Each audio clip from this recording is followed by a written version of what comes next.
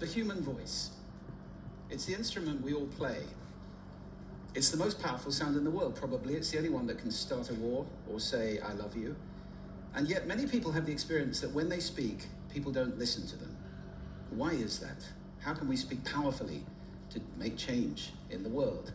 What I'd like to suggest, there are a number of habits that we need to move away from. I've assembled for your pleasure here 7 deadly sins of speaking. I'm not pretending this is an exhaustive list, but these 7, I think, are pretty large. Habits that we can all fall into. First, gossip. Speaking ill of somebody who's not present. Not a nice habit, and we know perfectly well the person gossiping 5 minutes later will be gossiping about us. Second, judging. We know people who are like this in conversation, and it's very hard to listen to somebody if you know that you're being judged and found wanting at the same time. Third, negativity. You can fall into this. My mother, in the last years of her life, became very, very negative, and it's hard to listen. I remember one day I said to her, it's October the 1st today, and she said, I know, isn't it dreadful? It's hard to listen when somebody's that negative. And another form of negativity, complaining. Well, this is the national art of the UK. It's our national sport. We complain about the weather, about sport, about politics, about everything. But actually complaining is viral misery. It's not spreading sunshine and lightness in the world. Excuses. We've all met this guy. Maybe we've all been this guy. Some people have a blame thrower. They just pass it on to everybody else and don't take responsibility for their actions. And again, hard to listen to somebody who's being like that. Penultimate, the 6th of the 7, embroidery, exaggeration. It demeans our language, actually, sometimes. For example, if I see something that really is awesome, what do I call it? And then, of course, this exaggeration becomes lying, out and out lying, and we don't want to listen to people we know are lying to us. And finally, dogmatism. The confusion of facts with opinions. When those two things get conflated, you're listening into the wind. You know, somebody is bombarding you with their opinions as if they were true. It's difficult to listen to that. So here they are, 7 deadly sins of speaking. These are things I think we need to avoid. But is there a positive way to think about this? Yes, there is. I'd like to suggest that there are 4 really powerful cornerstones, foundations, that we can stand on if we want our speech to be powerful and to make change in the world. Fortunately, these things spell a word. The word is hail, and it has a great definition as well. I'm not talking about the stuff that falls from the sky and hits you on the head. I'm talking about this definition, to greet or acclaim enthusiastically, which is, I think, how our words will be received if we stand on these 4 things. So what do they stand for? See if you can guess. The H, honesty, of course. Being true in what you say, being straight and clear. The A is authenticity, just being yourself. A friend of mine described it as standing in your own truth, which I think is a lovely way to put it. The I is integrity, being your word, actually doing what you say, and being somebody people can trust. And the L is love. I don't mean romantic love, but I do mean wishing people well. For 2 reasons. First of all, I think absolute honesty may not be what we want. I mean, my goodness, you look ugly this morning. Perhaps that's not necessary. Tempered with love, of course, honesty is a great thing. But also, if you're really wishing somebody well, it's very hard to judge them at the same time. I'm not even sure you can do those 2 things simultaneously. So hail. Also, now that's what you say, and it's like the old song, it is what you say, it's also the way that you say it. You have an amazing toolbox. This instrument is incredible, and yet this is a toolbox that very few people have ever opened. I'd like to have a little rummage in there with you now, and just pull a few tools out that you might like to take away and play with, which will increase the power of your speaking. Register, for example. Now, falsetto register may not be very useful most of the time, but there's a register in between. I'm not going to get very technical about this for any of you who are voice coaches. You can locate your voice, however. So if I talk up here in my nose, you can hear the difference. If I go down here in my throat, which is where most of us speak from most of the time, but if you want weight, you need to go down here to the chest. You hear the difference? We vote for politicians with lower voices. It's true, because we associate depth with power and with authority.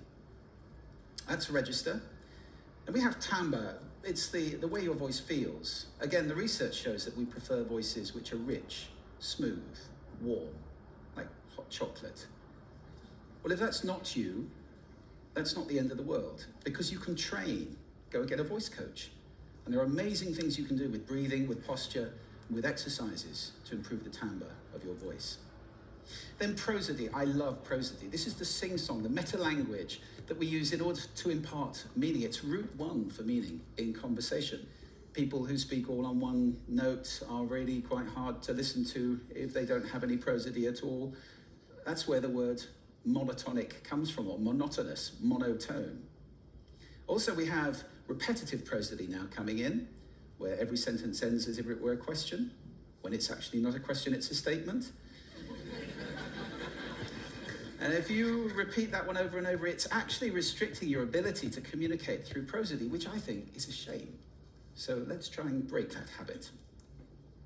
Pace. I can get very, very excited by saying something really, really quickly, or I can slow right down to emphasize.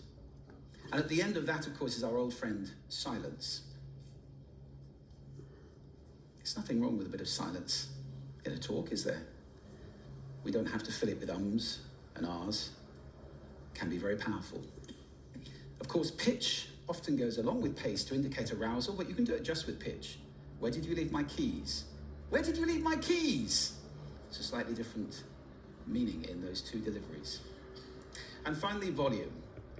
I can get really excited by using volume, sorry about that if I startled anybody, or I can have you really pay attention by getting very quiet. Some people broadcast the whole time. Try not to do that. That's called sodcasting. Imposing your sound on people around you carelessly and inconsiderately, not nice.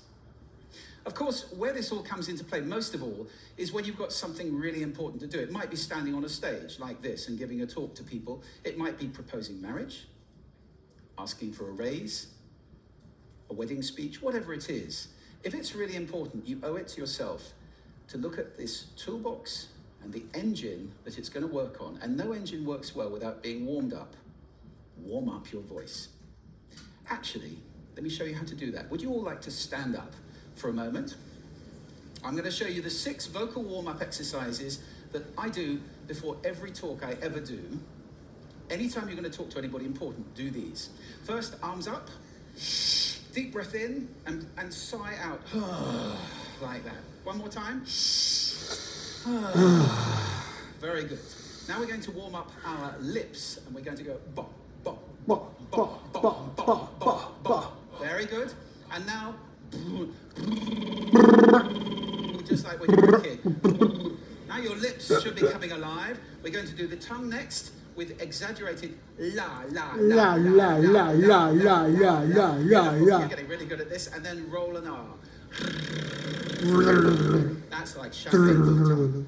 Finally, and if I can only do one, the pros call this the siren. It's really good. It starts with we and goes to or. The we is high, the or is low. So you go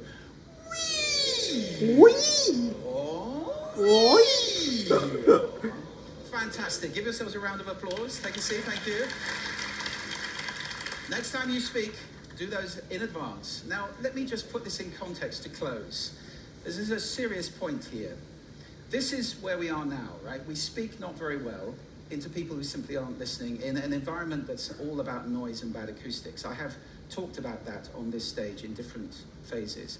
What would the world be like if we were speaking powerfully to people who are listening consciously in environments which were actually fit for purpose?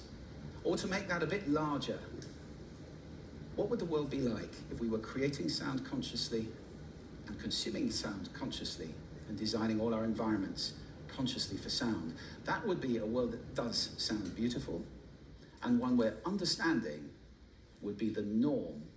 And that is an idea worth spreading. Thank you. Thank you.